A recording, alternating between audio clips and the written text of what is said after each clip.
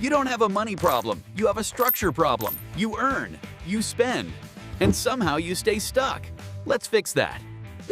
Most people think higher income will fix everything. It won't, because without control, moral danger. One emergency, that's all it takes. No savings, no backup, and now you're swiping a credit card. Don't solve problems, they delay them, and they make them bigger. Interest doesn't sleep. 3 to 6 months of expenses. Not income. Expenses. This is not optional. This is survival. Wealth is not exciting. It's repetition. It's discipline. Small deposits. Every single month. Same income. Same job. Different outcome. The difference? Preparation. You're not broke because you're unlucky. You're broke because you're unprotected. Fix the structure, and everything changes. Subscribe now for simple, smart money videos that actually help you grow.